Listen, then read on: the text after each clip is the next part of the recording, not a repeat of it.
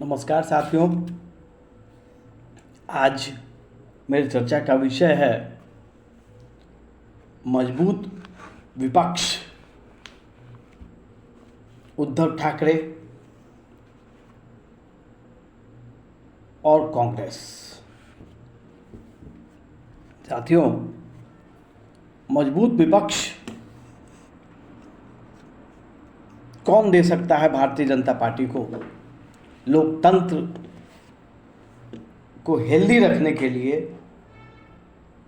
मजबूत विपक्ष की आवश्यकता है। और ऐसी परिस्थिति है जहां आम आदमी पार्टी अपनी अंतिम सांसें गिन रहा है।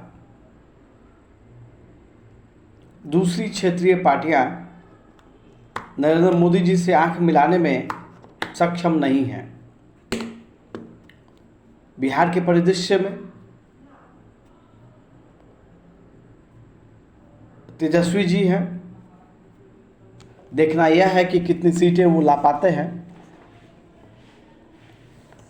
अब महाराष्ट्र में उद्धव ठाकरे साहब हैं, उनकी जड़ें मजबूत हैं। उन मजबूत जड़ों की वजह से वो अभी टिके हुए हैं मैदान में, और उनका बुलंद हौसला यह बतलाता है कि आने वाले समय में भारतीय जनता पार्टी के खिलाफ यदि कोई मोर्चा संभाल सकता है तो वो उद्धव ठाकरे जी ही हैं। कांग्रेस के पास अस्तित्व की लड़ाई है, उद्धव ठाकरे साहब के साथ भी अस्तित्व की ही लड़ाई है, लेकिन उद्धव ठाकरे साहब की स्थिति थोड़ी बेहतर है एज ए लीडर। इधर राहुल गांधी जी भी काफ़ी मैच्योर हो चुके हैं। पिछले 15 सालों से वो देश के कोने कोने में जा रहे हैं, धक्का खा रहे हैं। He is getting strengthened and he has got. ऐसी परिस्थिति में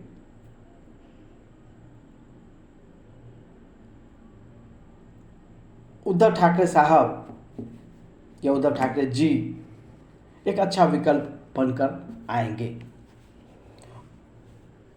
पास्ट में वो उनकी हिंदुत्ववादी पार्टी की छवि रही है, वो छवि आज भी बरकरार रखना चाहते हैं। वो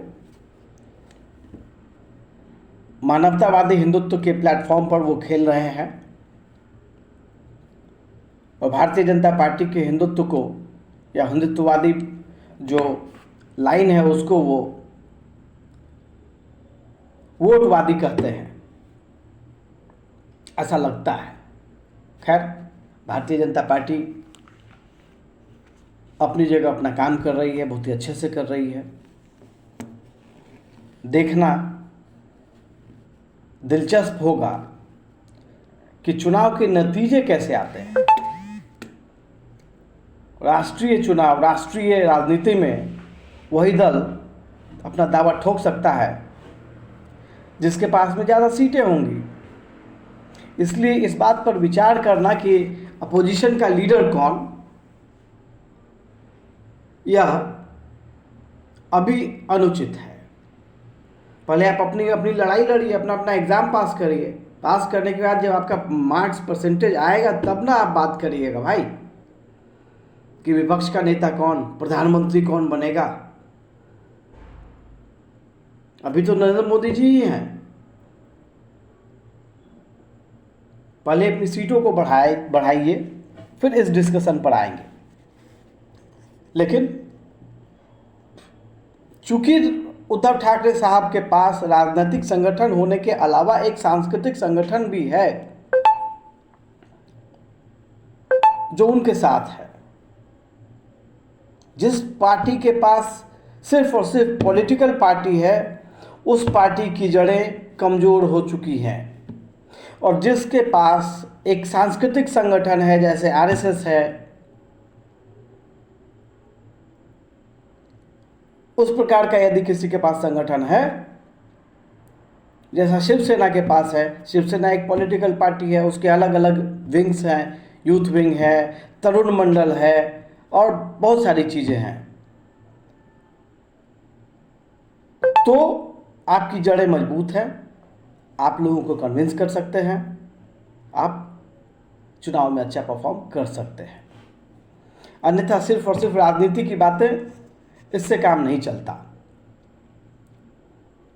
अभी चुनाव में मैनिफेस्टो पे कुछ बातचीत हुई जिसमें कि कांग्रेस ने आर्थिक सर्वे, इकोनॉमिक सर्वे करने की बात कही है और जनसंख्या के आधार पर लोगों में रीडिस्ट्रीब्यूशन ऑफ वेल्थ की बात कांग्रेस ने की है। क्या कांग्रेस कम्युनिस्ट विचारधारा को अपनाना चाहती है? यह विचारणीय प्रश्न है। अपना अपना ओपिनियन शेयर कीजिए। धन्यवाद।